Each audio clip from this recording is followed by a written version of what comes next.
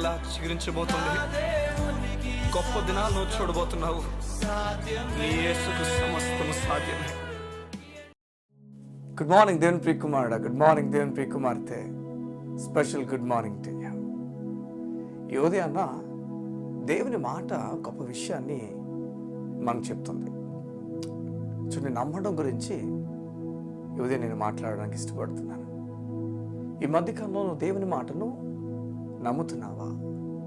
నేను నమ్మకం ఎవరైనా ఒక వ్యక్తి మీద కానీ, ఈ లోకపు విషయాల మీద కానీ, ఈ లోకపు అతిశయం మీద కానీ, ఈ లోకపు విలువల మీద కానీ, లేకపోతే ఈ లోకపు వ్యాపారాల మీద కానీ, ఈ లోకపు ఉద్యోగాల మీద కానీ, ఇటువైపుగా నీ నమ్మకం వెళ్ళిపోతుందని సేవకునిగా నేను ప్రశ్నిస్తున్నాను. ఒక మాట నేను చెప్తాను, ఈ లోకంలో దేనిపైకి అయితే నీ నమ్మకం వెళ్ళిపోతుందో అది నేను అస్థిరమైనది కనుక ఆ నమ్మకం నేను స్థిరంగా ఉంచలేదు. నీ జీవితాన్ని అస్థిరమైన బాట వైపే నడిపించడం ప్రారంభిస్తుంది. 10 మార్లు నీ మాటల్లో అస్థిరత్వమే కనిపిస్తుంది. నీవు నిద్రపోతున్నప్పుడు సరిగ్గా నిద్రపోలేకపోతావు. నీవెవరితో మాట్లాడుతున్నప్పుడు అస్థిరంగా మాట్లాడతావు. నీ ప్లాన్స్ అన్నీ కూడా అస్థిరంగానే ఉంటాయి. నీ జీవిత విషయాలన్నీ కూడా అస్థిరంగానే ఆలోచించడం ప్రారంభిస్తావు. కారణము, నీవు నమ్మకాన్ని అస్థిరమైన విషయాలపైన పెట్టుకున్నావు కనుక. ఇజ్రాయెల్లో వారు మొదలుకొని అరణ్యంలో వారు నడుచున్నప్పుడు అంతా కూడా చూడండి, దేవుడు వారికి ఎర్ర సముద్రం పాలు చేశాడు, మన్నాన్ని ఇచ్చాడు, పగలు మేఘస్తంభం, రాత్రి అగ్నిస్తంభం, ఎన్నెన్నో అద్భుతాలు వారు చూస్తూ వెళ్తున్న సమయం అది.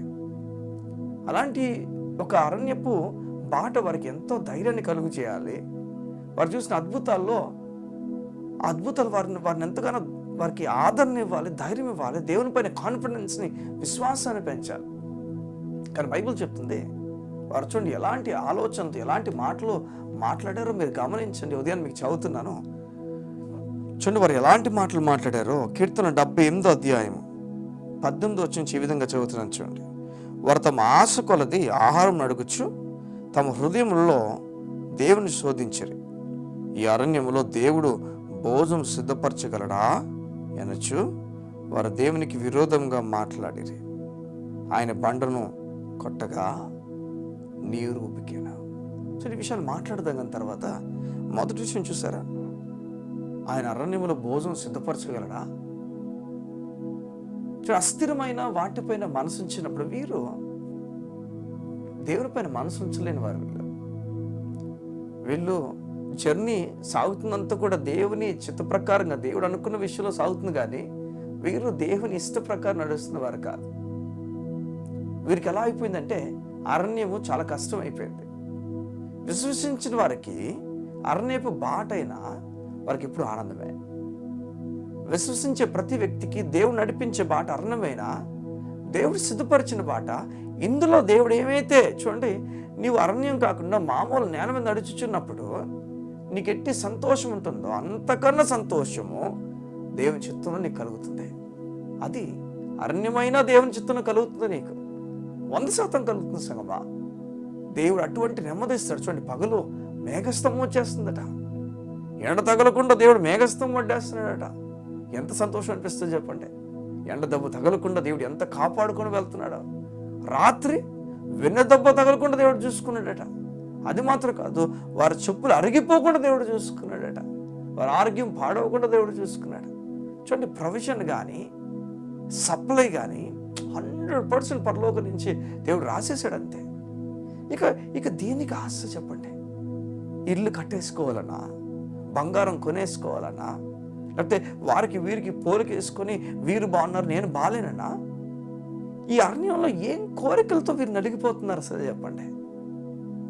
వీరి కోరిక భోజనపు కోరిక. వీళ్ళకి సరిగ్గా భోజనం. ఈరోజు నేను చెప్తున్నాను ఏంటంటే, నీ దేవుడు ఇచ్చుచున్న విషయాలతో నీవుగా నీ సాటిస్ఫై అవ్వగలిగితే, నీ దేవుడు నీకు ఇస్తున్న విషయాలతో నువ్వు తృప్తి కలిగి ముందుకు వెళ్ళగలిగితే, అరణ్యపు మార్గము కూడా సంతోషపు మార్గంగా నీకు దేవుడు చేయబోతున్నాడు. ఈరోజు ఈ 2025లో ఇది నేర్చుకోవాలి మనం. 2024లో సరిగా లేదు, 2025 సరిగా ఉండబోతుంది. అంటే ఏం సరిగా ఉండబోతుంది? దేని కొరకు సరిగా ఉండబోతుంది? అయ్యా, నీ చిత్తానికి లోబడుతున్నాను కనుక తృప్తిగా ముందుకు వెళ్తున్నాను. ఇది నేర్చుకున్నప్పుడు సాగుతున్న యాత్రలో మనం గమనిస్తాం, పగలు మేఘస్తంభం గమనిస్తాం.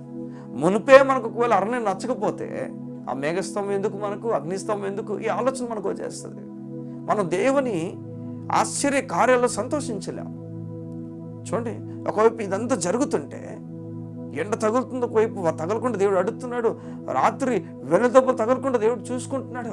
సడన్గా వీరికి నీరు కావాలన్నప్పుడు బైబిల్ చెప్తుంది. చూడండి ఏం చెప్తుంది బైబిల్, 20వ వచనం ఈ విధంగా చెప్తుంది, ఆయన బండను కొట్టగా నీరు ఉబిక్కాను. దేవునికి మహిమ కలిగినాక నీళ్లు కాలువలై పారినట.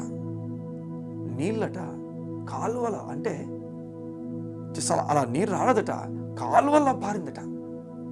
వింటున్నారు మీరు? బండ నుంచి దేవుడు చూడండి అద్భుతాలు చేస్తానని చెప్తున్నాడు దేవుడు నీకు. అరణ్యంలో అద్భుతాలు ఉన్నాయి, దేవుని చిత్తంలో అద్భుతాలు ఉన్నాయి. నీవు నాకు కావాలి, నేను తినేయాలనుకుంటున్నాను, నేను చేసేయాలనుకుంటున్నాను, ఆ జీవితంలో ఇది జరిగిపోవాలనుకుంటున్నాను అని చెప్పి నీ కోరికల వైపు వెళ్ళిపోమాక, నీ ఆశల వైపు వెళ్ళిపోమాక. దేవుని చెప్పయ్యా, నేను ఒకళ్ళు ఆశించినదైతే అయ్యా నా కాలు జారిపోకుండా నువ్వు కాపాడండి, నీకు అప్పగించున్నాను. ఇటువంటి నేచర్ వీరికి లేదంట. వీరు దేవునికి లోబడకుండా వీరికి ఇష్టమైనట్లుగా నడుచుకొని వెళ్ళిపోయారు. వీరికి ఇష్టం వచ్చినట్లుగా దేవుని చిత్తం ప్రకారం కాకుండా వీరి ఆలోచనల ప్రకారం నడుచుకుని వెళ్ళిపోయారు. దేవుడు ఇచ్చుచున్న ప్రతిదీ కూడా తక్కువగా వీరికి అనిపించింది. తృప్తి వీరి జీవితంలో లేకుండా అయిపోయింది. వీరి ఆయుష్ తగ్గిపోయింది. దేవుడు ఇచ్చింది అంతటిని కూడా వీరి జీవితాన్ని కాపాడుకుంటూ తీసుకెళ్ళడానికి ఏదైతే రిజెక్ట్ చేసేసారో అది రిజెక్ట్ చేసేసారు కనుక వీరు దాంట్లో ఆయుష్ని పొందుకోలేకపోయారు, బలాన్ని పొందుకోలేకపోయారు, మరణాన్ని తుతుకు వీరు చూశారు. ఏదైనా దేవుడు నీతో మాట్లాడుతున్నాడు. దేవుడు చేసిన అద్భుతాలు ఏవైతే నువ్వు చూడలేకపోతున్నావో అది నువ్వు ఖచ్చితంగా నీ జీవితంలో కిందకి వెళ్ళిపోవడానికే కానీ పైకి రావడానికి కాదు. నేను దేవుడు గొప్పగా ఉంచుతాడన్న మాట ప్రకారంగా నువ్వు చూడడం ప్రారంభిస్తే అది నీ జీవితంలో పనిచేయడం ప్రారంభిస్తుంది. సంగమా, ఈ అరణ్యపు నడకేమవుతుందో ఇందులో దేవుని పైన విశ్వాసం ఉంచడం మనం నేర్చుకోవాలి. వీరైతే భోజనం ప్రియులు, భోజనానికి ఆశపడి మాకు అరణ్యంలో దేవుడు భోజనం ఇస్తాడా? ఇచ్చాడు. దేవుడు గొప్పగా ఆకాశ పక్షులు తీసుకొచ్చాడట. ఇసుక రేణువలే కనిపిస్తున్నాయి ఆకాశ పక్షులు. సంగమ వింటున్నారా? అలాంటి సమయంలో వారందరూ అవన్నీ తెచ్చుకొని ఏరుకొని వండుకొని తిన్నారు. ఇంకా నోట్లో ఉండగానే ఇంకా తృప్తి కలిగి ఇంకా అమ్మ బాగుంది సంతోషం అనుకోకమునిపే చాలామంది ప్రాణాలు రాలిపోయాయి. ఈ లోకపు చిత్తం గురించి, ఈ లోకంలో నీ శరీరం కోరుతున్న విషయాల గురించి పరిగెత్తమాక, అది ఉపయోగం లేదు. కానీ దేవుని చిత్తం అరణ్యంలో ఏమవుతుందో ఆ ప్రకారం విలయా నీకు అప్పగిస్తున్నాను, నీ మేలు కొరకు నడిపించు. దేవుడు అరణ్యంలో అయినా నేను గొప్పగా నడిపిస్తాడు. ఈరోజు అరణ్యంలో అయినా నీ దేవుడు నిన్ను విడిచిపెట్టి వెళ్ళిపోవడం నేను నడిపిస్తాడు. కళ్ళు మూసుకుంటావా? ప్రార్థన చేస్తాను. మా ప్రియ పరలోకపు తండ్రి, నీకు స్తోత్రం. అరణ్యంలో కూడా నీ బిడ్డలను గొప్పగా నడిపించగల దేవుడు. నీ బిడ్డలకు నీరు కావాలన్నప్పుడు వారికి బండ నుంచి నీరుని ఇచ్చే కాలువల వలె అయ్యా ప్రవహించిందని చెప్పావు, పారిందని చెప్పావు. నీ లేఖనాలు గొప్పవి, అవి నిజాలు, సత్యాలు. వాటిని మేము నమ్ముతున్నాం. అయ్యా, నీ బిడ్డలు ఈరోజు ఇవన్నీ నమ్ముతుండగా వారికి గొప్ప బలము, సమాధానం ఇచ్చి నడిపించబడుతుంది. యేసు నామమున వారు నూతన కార్యములో చూచుదురుగాక. ఆమేన్, ఆమేన్, ఆమేన్. నేను నమ్ముతున్నాను దేవుని గొప్ప కార్యం త్వరపడి జీవితంలో జరగబోతుందని. దేవుని చిత్తంలో మాత్రం ఉండడానికి ఇష్టపడు. God bless you. See you tomorrow.